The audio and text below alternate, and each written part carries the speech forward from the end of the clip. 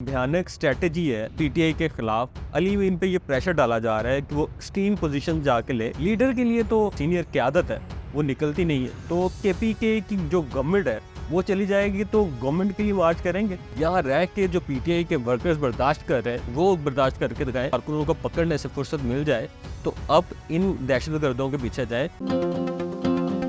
बिस्मिल्लाहिर्रहमानिर्रहीम, अस्सलाम वालेकुम, मैं हूं फ़हीम अहमद। आज कोई मैं आपके सामने रिसर्च रिपोर्ट तो नहीं लेके आया, लेकिन बहुत आम खबरें हैं, दो तीन जिन पे बात करनी है। सबसे पहली खबर तो ये है कि जो पीटीआई का एक बड़ा जलसा हुआ है स्वाबी में, इससे दो चार चीज़ें साबित होती हैं। एक चीज़ तो ये साबित होती है कि अब पीटीआई के लिए मसला नहीं रहा बड़े गैदरिंग इकट्ठी करना, बड़ी तादाद में आवाम इकट्ठी करना।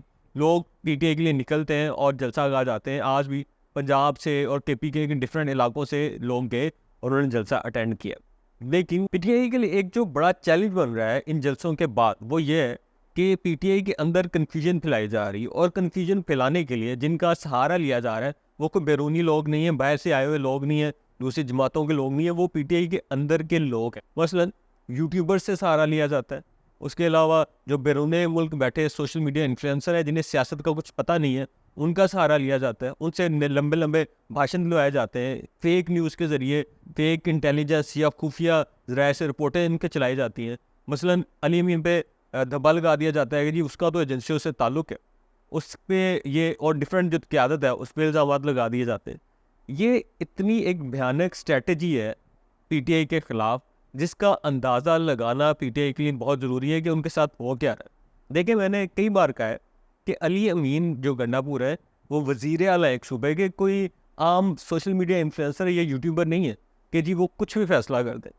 अब उन पे ये वज़न डाला जा रहा है, उन पे ये प्रेशर डाला जा रहा है कि वो किसी ना किसी तरह कन्फ्रंटेशन को इस हद तक ले जाए कि जो एस्टेब्लिशमेंट है और जो वफाकी गवर्नमेंट है वो एक्सट्रीम स्टेप्स पे लेते हैं। देखिए, सियासत में ना बहुत ज़्यादा जो ज़रूरी चीज़ होती है वो ये होती है कि आपने कौन से वक्त कौन सा फैसला करना है। जज्बात से सियासत नहीं चलती। अगर अली अमीन जज्बात से फैसला करेंगे ना तो वही हालात पैदा होंगे जैसे पंजाब और केपी में पहले हुए थे। जी असम्बलियाँ तोड़ दो, असम्बलियों में नहीं रहना, और असम्बलियाँ तोड़ने के बाद जो हुआ वो आपके सामने, वो किसी को ठगे चुके बात नहीं है। अब अली अमीन पे ये प्रेशर डाला जा रहा है कि वो एक्सट्रीम पोजीशन जाके ले, ऐसे इकदाम करे जिससे कन्फ्रंटेशन बढ़े। चले, आप अगर इन यूट्यूबर्स की या सोशल मीडिया इन्फ्लुएंसर्स की बात मान लेते हैं, कन्फ्रंटेशन में जाते हैं अली अमीन, तो होगा क्या? होगा ये कि पीटीआई की गवर्नमेंट को किसी ना किसी तरीके से ख़त्म किया जाएगा। अब ये जो लोग बढ़ के आ रहे हैं ना कि जी हम होने नहीं देंगे, पीटीआई की गवर्नमेंट गई तो फिर हम तबाही मचा देंगे, हम तो घेराव करेंगे इस्लामाबाद का। तो उनसे मेरा ये सवाल है, केपीके की जो गवर्नमेंट है वो बड़ी है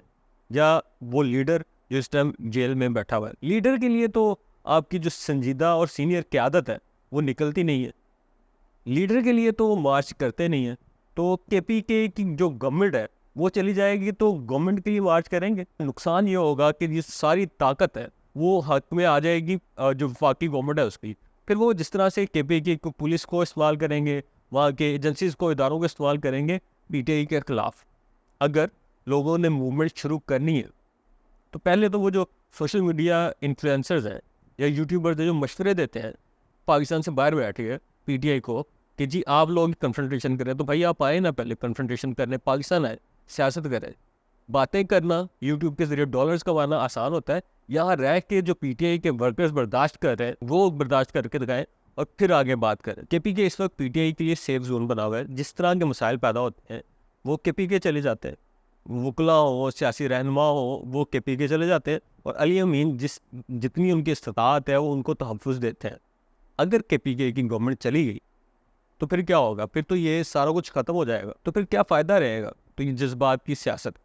तो अली अमीन अगर सोची समझी सियासत कर रहे हैं तो उन्हें करने दें। मुझे शेर अफजल मरवत की एक बात बड़ी पसंद आई थी, वो ये कि आप क्यों तंग करते हैं केपीके के वज़ीर आला को? क्या बाकी क़यादत नहीं है? क्या बाकी 3 सूबों में क़यादत नहीं है जो निज़ामत की सियासत कर सकते हैं?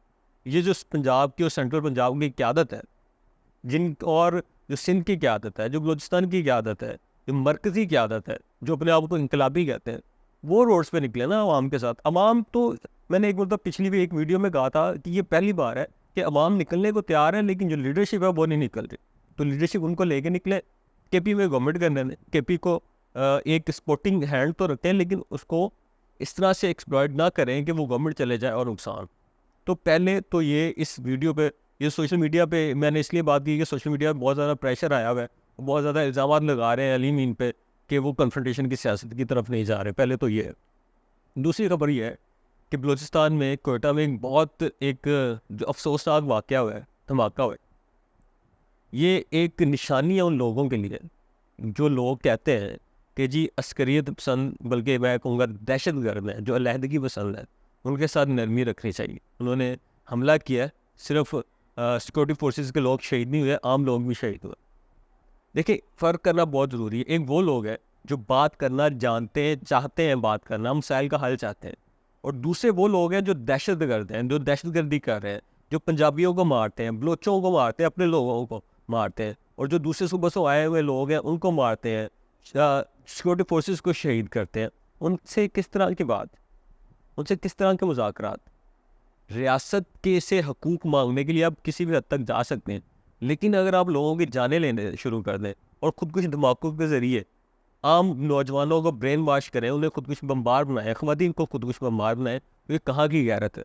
तो अभी ये वो वक्त आ गया है कि इसके ख़िलाफ़ एक्शन ज़रूरी है, और सेग्रीगेट करें। गवर्नमेंट को भी एक हिकमत अमली बनानी चाहिए। वो लोग जो बात करना चाहते हैं, मसाइल का हल चाहते हैं, और वो लोग जो बंदूक से बात समझते हैं, तो इन दोनों को सेग्रीगेट करके, इनको अलग अलग करके गवर्नमेंट को पॉलिसी बनानी चाहिए और एक्शन करना चाहिए। और हुकूमत से मेरी दरख्वास्त है, बराए मेहरबानी, अगर आपको पीटीआई को दबाने से, सियासी कारकुनों को पकड़ने से फुर्सत मिल जाए, तो अब इन दहशत गर्दों के पीछे जाए।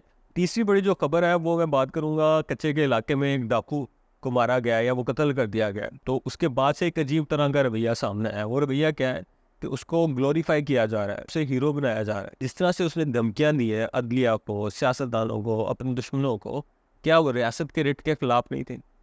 दो तरह के सवाल बनते हैं। एक तो रियासत से सवाल बनता है कि वहाँ आज तक क्यों डाकुओं का खात्मा नहीं हो सका?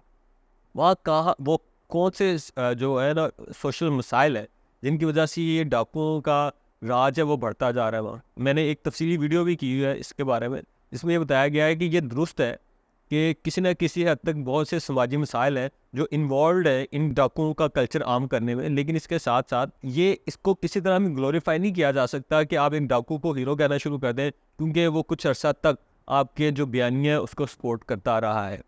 ये किसी तौर पे काबिल कबूल नहीं होता। अगर इसी तरह से आप डाकुओं को, चोरों को, डकैतों को, जराम पेशा अफराद को ग्लोरीफाई करेंगे, तो आप जिस मर्जी मुजरिम को पकड़ लें, जिस मर्जी मुजरिम को पकड़ लें, आपको उसकी कोई ना कोई दुख भरी कहानी मिलेगी। या तो अगर आप ट्रैफिक चलान कर रहे हो ना वार्डन्स, तो अगर किसी ने हेलमेट ना पहना हो या कोई इशारा क्रॉस करके गया हो, तो वो ऐसी कोई दर्दमंदाना आपको कहानी सुनाएगा कि वार्डन तो हैरान ही रह जाएगा कि कितनी दर्दमंदाना इसने कहानी सुनाई है कि मैं इसे छोड़ दूँ। सर औकात ऐसा होता नहीं है कि जो कहानी सुनाई जाती है।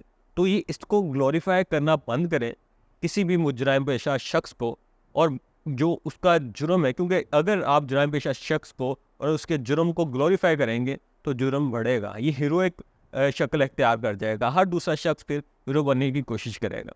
तो ये कुछ खबरें थी जिनको मैंने आपके साथ आज डिस्कस करना था। इंशाल्लाह फिर अगली वीडियो के साथ दोबारा हाज़िर होऊंगा। अपना ख्याल रखिएगा। अल्लाह हाफ़िज़।